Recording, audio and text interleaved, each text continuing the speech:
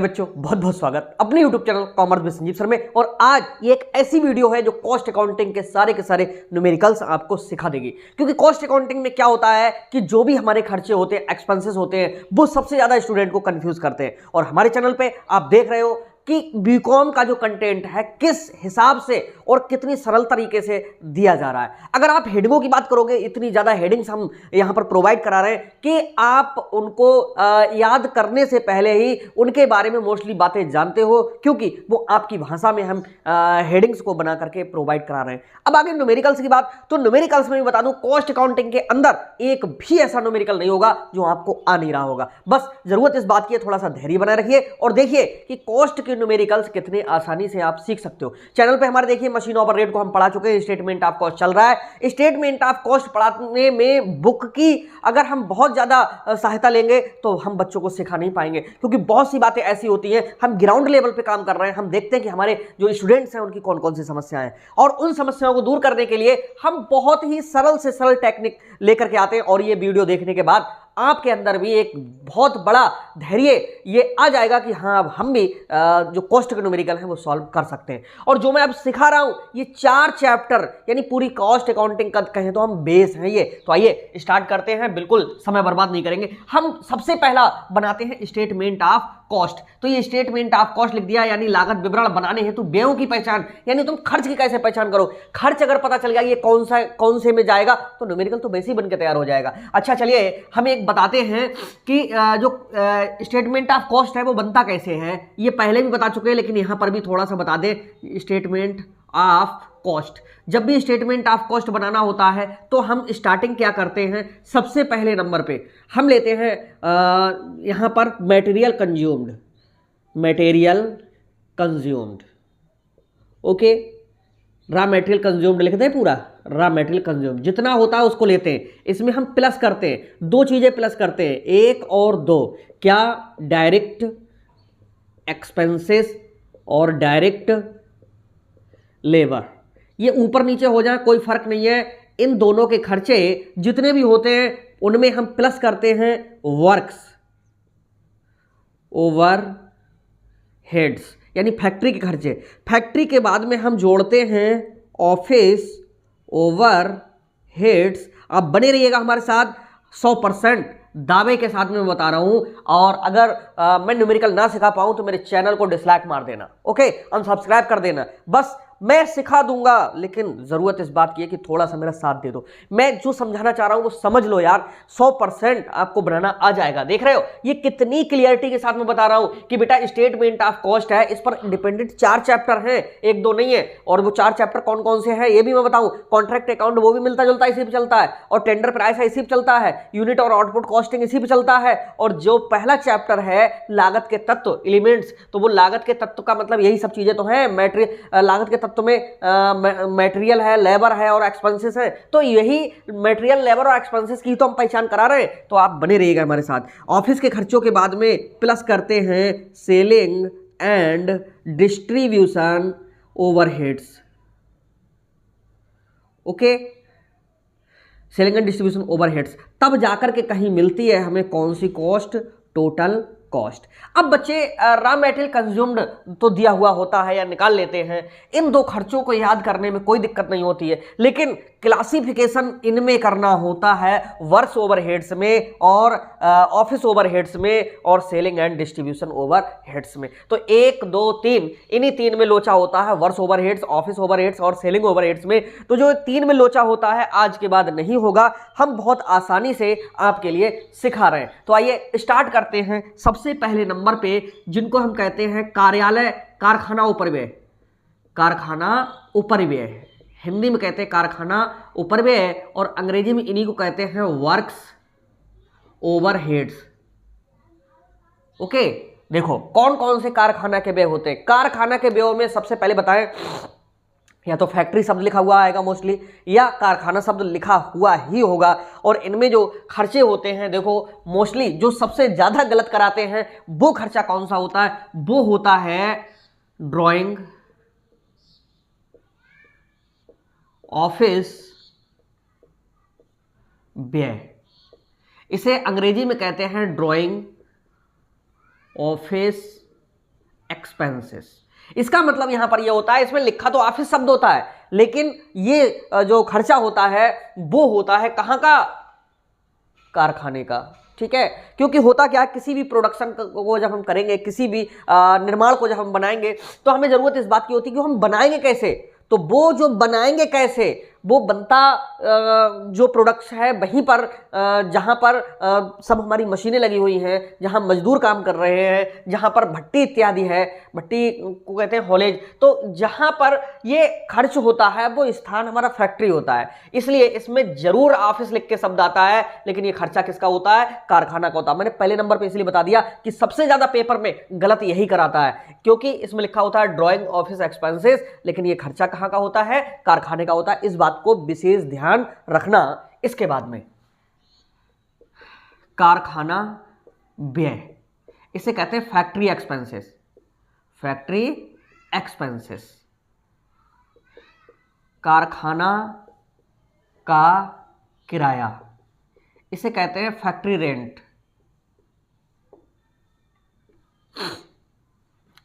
कारखाने के कर्मचारियों का वेतन, salary of factory employees. Okay, ये सब आप देखते जा रहे हो, हिंदी और इंग्लिश में दोनों में बताता चल रहा हूं, आप समझते चलिएगा। मशीनों का बीमा, अंग्रेजी में इसे कहते हैं इंश्योरेंस ऑफ मशीन्स, समझ जाइएगा। मशीनों पर हिरास,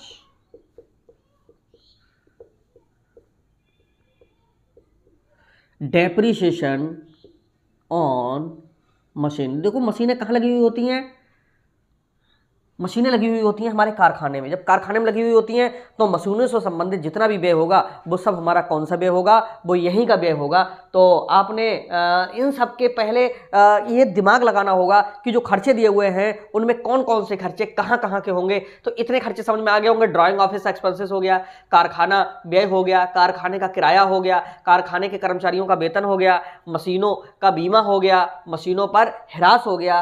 अब मरम्मत, मशीनों की मरम्मत, मशीनों की मरम्मत, ये केवल मरम्मत भी लिख के आ सकती है। तो मरम्मत होती किसकी है, रिपेयर किसकी है, रिपेयर ऑफ मशीन्स की होती है। तो ये मशीनों पे ही डालना होता है, मशीनों की मरम्मत। और इससे सबसे अच्छी बात ये होती है कि इसमें जो मरम्मत इत्यादि है उसमें कुछ ऑयल इत्यादि भी बदले जाते हैं, जिनको हम रिपेयर एंड मेंटेनेंस भी कह सकते हैं। ठीक है, अब यहाँ पर जो आगे ध्यान देने की बात है वो है बिजली, कोयला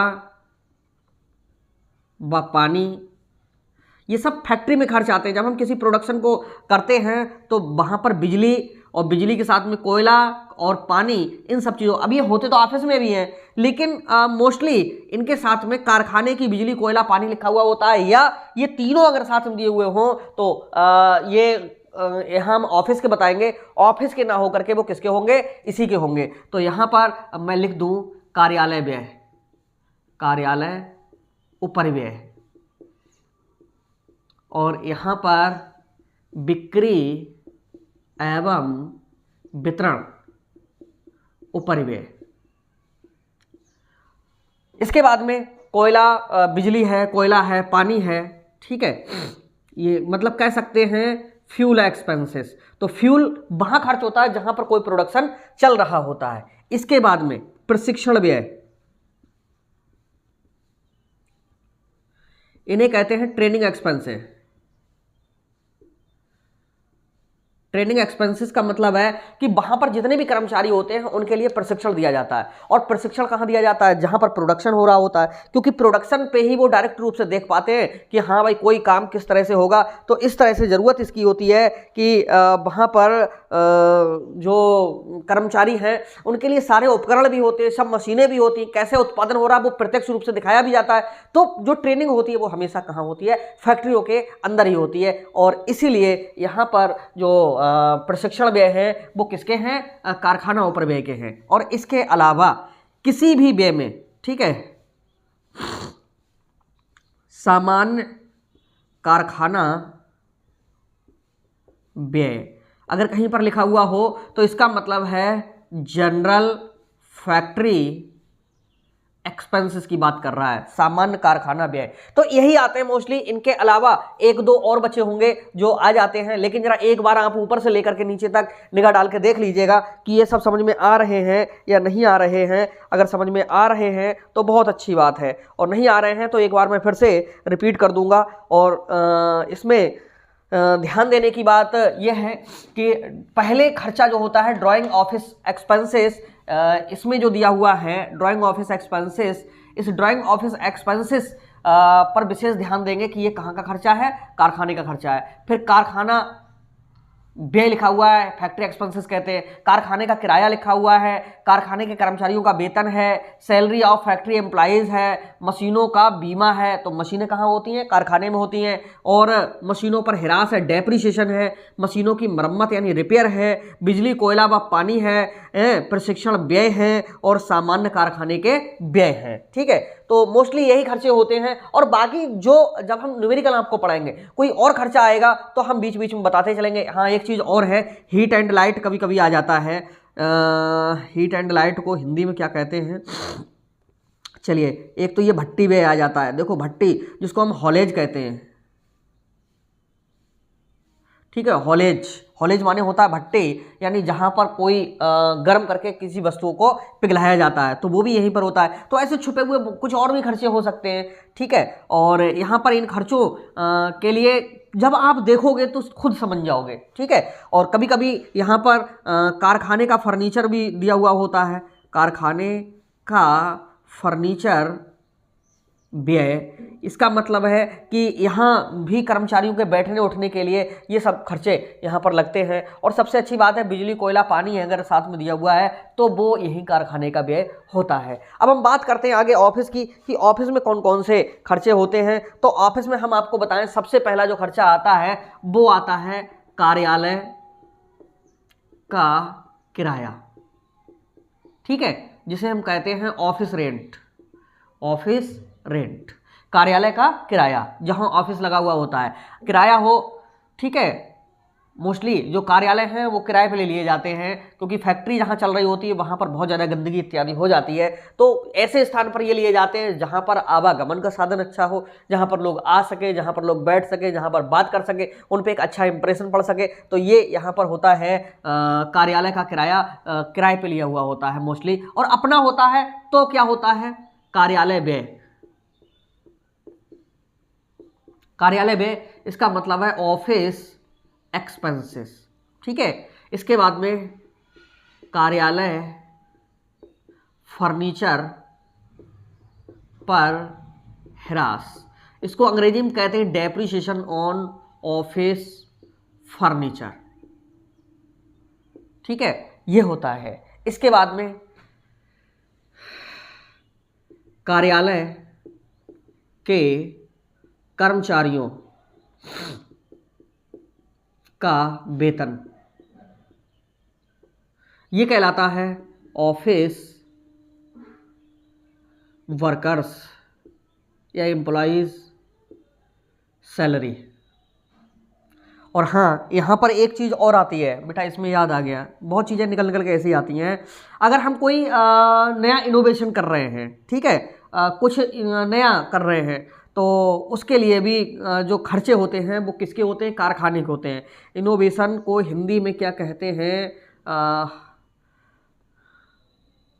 खोज व्यय, यानी इनोवेशन एक्सपेंसेस। इसको एक्सपेरिमेंट एक्सपेंसेस भी कहते हैं। ठीक है, एक्सपेरिमेंट का मतलब है हम कोई जो है एक्सपेरिमेंट कर रहे होते हैं। ठीक, और कभी कभी लूज एंड टूल्स भी दिए हुए होते हैं, जिनको हम हिंदी में कहते हैं खुले औजार। खुले औजार, औजार एक्सपेंसेस, खुले औजार व्यय। ये छोटे छोटे जो पुर्जे होते हैं, कल पुर्जे होते हैं, वो भी यहीं पे आ जाते हैं, जिनको हम कहते हैं लूज एंड टूल्स। ठीक, ये दो छूट रहे थे।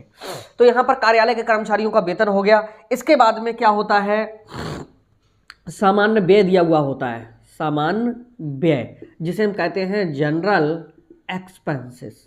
ठीक है, इसके बाद में कार्यालय का बीमा, ऑफिस इंश्योरेंस, अगर कुछ महत्वपूर्ण चीज़ें रखी होती हैं, और ये कारखाने का भी बीमा होता है, यहाँ पर भी लिख दें कारखाने का बीमा। अब इधर की तो पूरी हो गई। फैक्ट्री इंश्योरेंस, ठीक है, तो कार्यालय का बीमा होगा तो यहाँ पर आएगा, और फैक्ट्री का अगर बीमा होगा तो वो इधर आएगा। ठीक, और इसके बाद में और कौन से खर्चे डालें यहाँ पर, स्टेशनरी व्यय, ऑफिस में मोस्टली कागजों का इस्तेमाल किया जाता है तो इसे कहते हैं स्टेशनरी।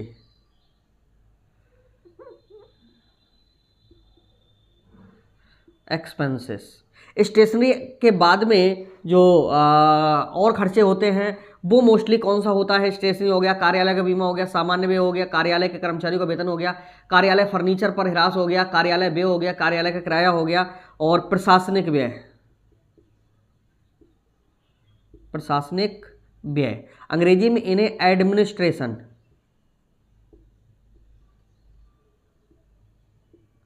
एक्सपेंसेस कहते हैं।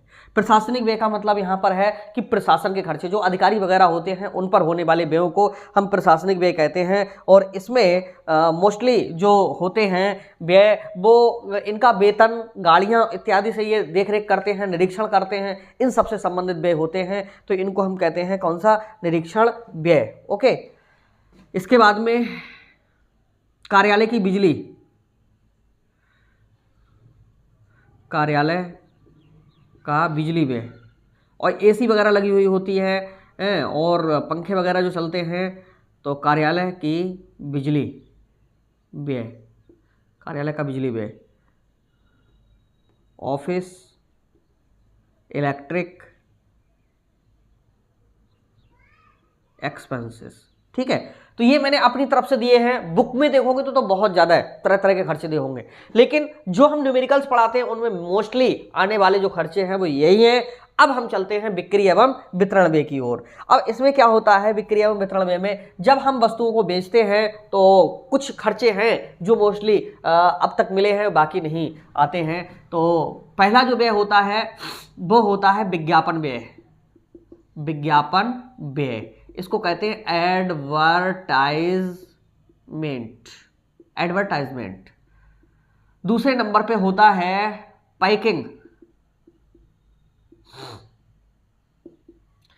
PACKING, packing expenses. ठीक है, ढुलाई व्यय, कैरेज एक्सपेंसेस। ढुलाई का मतलब है कि एक स्थान से दूसरे स्थान तक माल को पहुंचाना। ठीक है, यात्रा व्यय, यात्रा व्यय का मतलब होता है ट्रैवलिंग एक्सपेंसेस, बेचने के लिए ही तो व्यक्ति जाएगा दूसरी जगह पे। ठीक है, ट्रैवलिंग एक्सपेंसेस। ठीक, इसके बाद में नकद छूट, कोई व्यक्ति अगर पेमेंट देगा तो कब देगा, बिक्री पे ही तो देगा, बिक्री एवं वितरण में ये कहलाता है नकद छूट, इसे हम कहते हैं कैश डिस्काउंट। व्यापारिक छूट, sorry, discount allowed.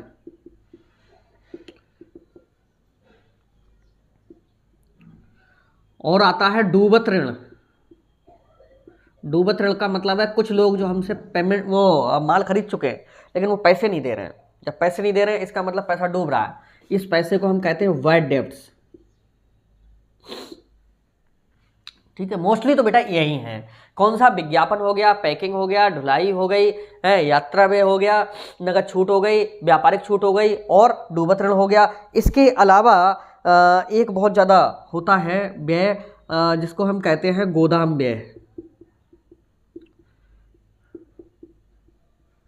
Godown expenses.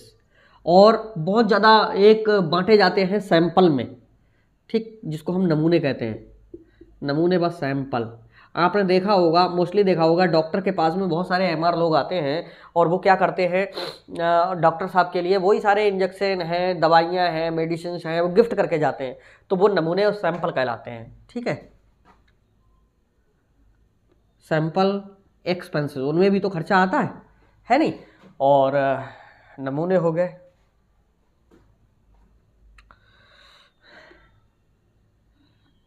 बिक्री व्यय, बिक्री एवं वितरण व्यय, सेलिंग एंड, ये दिए हुए होते हैं, सेलिंग एंड डिस्ट्रीब्यूशन एक्सपेंसेस। जैसे आपने देखना होगा कि ऑनलाइन अगर कोई चीज़ मंगाते हैं हम, तो मोस्टली क्या होता है कि जितना भी जो सप्लायर होते हैं वो आपसे पैसे नहीं लेते हैं, वो कंपनियों से ही पैसे लेते हैं। तो कंपनियां क्या करती हैं, सेलिंग एंड डिस्ट्रीब्यूशन का ये खर्च अलग से लगा देती हैं।